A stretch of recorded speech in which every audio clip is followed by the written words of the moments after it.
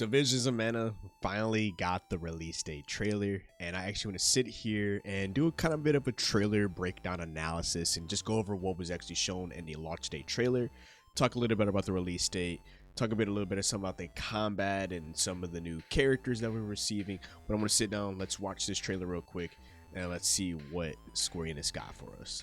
Game still looks overly beautiful. That day, I accepted my fate and left my village.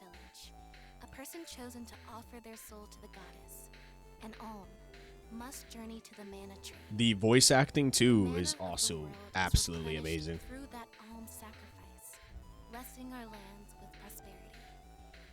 The alms are necessary to preserve a future for the whole world. It is our duty, much as a soul guard's duty is to protect us.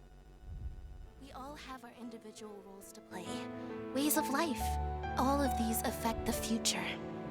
And I am proud to be the bearer of such an important mission for those who may come after. But I don't want to have to give all of this up. I want to keep living my life.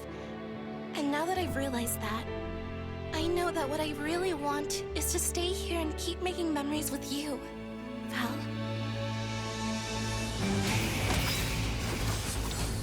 So that right there was already a lot of lore baked into that like 1 minute, and that is another thing that I like about these type of games, the lore. I wonder how the lore is gonna go with this one. I know we got like a little synopsis that we go on the adventure, but I want to see what that experience and that journey is. And I'm gonna take a guess this game might have at least I say 20 hours, maybe 30 hours of gameplay just alone. Probably there's gonna probably be a lot of side content, a lot of probably heavy dialogue, main cinematic cutscenes. Like I can already feel that right now just by looking at this gameplay.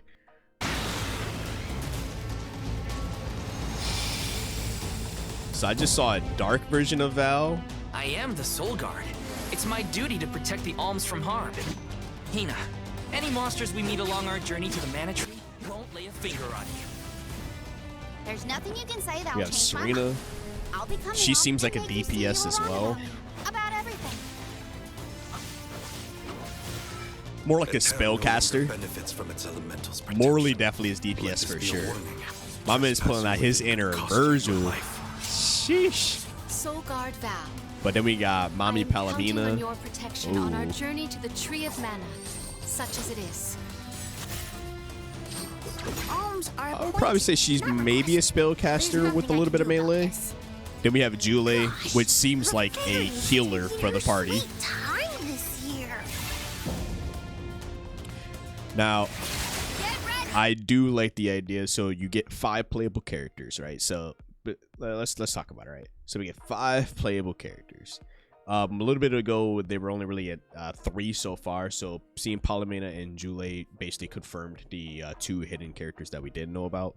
So that's actually pretty cool too. But I like the 3-man party setup because that will actually help with our team composition. Now, that can, depending on the element of the character you want, then you can set up more team combinations or try to inflict as much damage on the enemy as you possibly can. But you can also swap in and out between the party members. So as you can notice, like the player went from playing as Val. Let's look at it, right? The design, like I said, the art, like the different designs, amazing. Like I definitely like this swap change. Now my thing is there going to be multiple classes that our party can be able to swap up to, or is it just one unique class like swap change? So like you can only swap to that specific one that's unique to that character. So Val goes from like this to regular Val to like what do we see now, like this souped up Val, basically causing whirlwinds with fire and having different type of fire balls like circling around him. Serena gets more powerful over the wind. Merle is much faster. Like overall, like the class change, and now she can even swim underwater and have more control over water as well.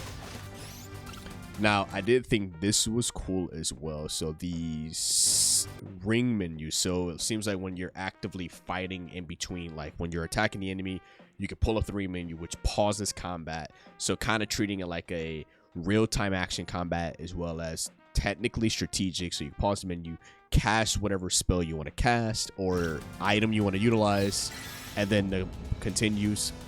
I'll back you up. There are assists as well. So this goes back to what I was saying earlier about team composition. So if your team comp is good, then you can find an assist that can help further improve your team comp to see if you can make the most amount of damage or most amount of debuffs on the enemy as much as you possibly can. A perfect opportunity to collect data. Now, this was another cool thing. So they are riding wolves for mounts, and then you can fly as well. It seems like this is a flying mount. So what you're seeing here, I'm taking a guess that this seems like this is the overworld. So back in old days when it came to moving to city to city, it was basically your character sitting on top of a 2D plane. You moved around to that location, boom. So it seems like this is going from more the immersive into overall, see if you can actually explore different areas, whether you're going by flying or if you're traveling on foot with the wolves. Then you have this turtle guy if you want to, cross over sea. I'm just taking guesses. I believe this is what this is. You get the flying mounts. She can travel underwater thanks to her class swap change. But overall, there's so much to this game that I just can't wait to unpack when it finally releases. That boss battle looks pretty good too. The visuals alone this is one of the most visually good, I don't know what to call it, anime-ish JRPGs. Probably not super anime, but it had that very cutesy cartoon style of drawing. We will protect the Mana Tree. We will protect the entire world.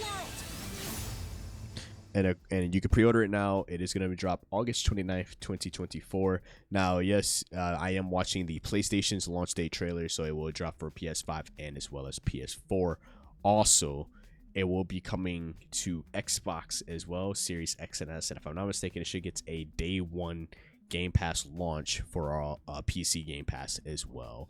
So overall, there's so much information regarding this game. And hopefully, I think I've covered most of it in today's video. Like I said, the gameplay alone looks absolutely phenomenal. It seems very basic, so it's easy for casual players to pick up this JRPG and just indulge themselves into the world. So yeah, we get a release date 15 years later. Is still crazy. Like, this is a direct sequel in a sense to the original Mana series. We can't count what the Mana series we had got 4 years ago, because that was Trials of Mana, which would be a Trials of Mana 3 remake. So being Square Enix's latest installment of the Visions of Mana series, I personally believe that Visions of Mana will do one or few things. It will be one of the best JRPGs to release this year, to go along with like Persona 3 remake, Like a Dragon Infinite, Final Fantasy VII Rebirth. And I feel like Visions of Mana is going to join them on that JRPG and just be a top seller when August comes around. Secondly, I also believe this game will be probably a new step in the direction for Square Enix when it comes to the Mana series. You can kind of see where they were getting at when it came to the Trials of Mana remake back in 2020. You can see they had the stepping stones of how they wanted to do. And as well, now with Visions of Mana, we can actually see how global players enjoy Visions of Mana. The problem that I noticed, and I was kind of reading about it on when the game was first really being showcased, is that the directors and producers of this game and the writers and the whole development team, essentially, they were actually quite worried that this game may not live up to expectations.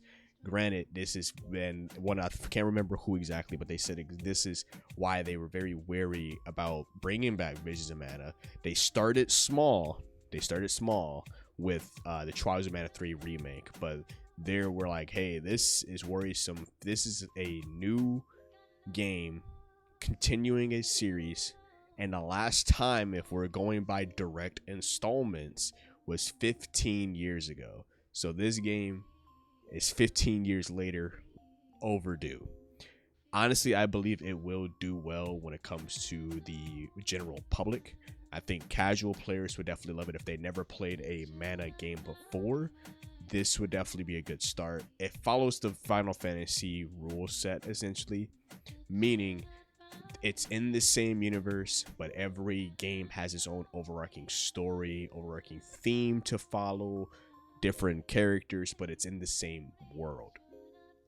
So it will definitely be a fresh start for a lot of new people who are playing this game.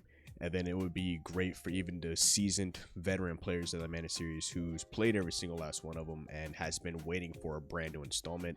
I feel like it would definitely fit everybody's plate, essentially, especially for like our non-casual, like they just pick up the game every now and then, but they want to just jump into a brand new immersed world. Then that's definitely, Visions of Mana is definitely going to be something. So actually, I want to know what you guys think about Visions of Mana. Let me know in the comments section below, honestly, because it's gonna be a banger. It's gonna be a banger. I personally can't wait to live stream this game when it finally releases. It's gonna be awesome. August 29th, 2024. It's releasing Xbox, PS4, PS5, and Steam. This may be one to join the ranks, one of the best JRPGs to release this year. And hopefully we get any more, because man, we are absolutely eating when it comes to JRPGs. But let me know what you guys think in the comment section below. If you want any more Visions of Mana like related news, then I'll leave the card like right here in the middle of the screen, somewhere right here. Other than that, stay safe out there. It's been your host, KSDTV, here at Chaotic Inc., signing out. Peace.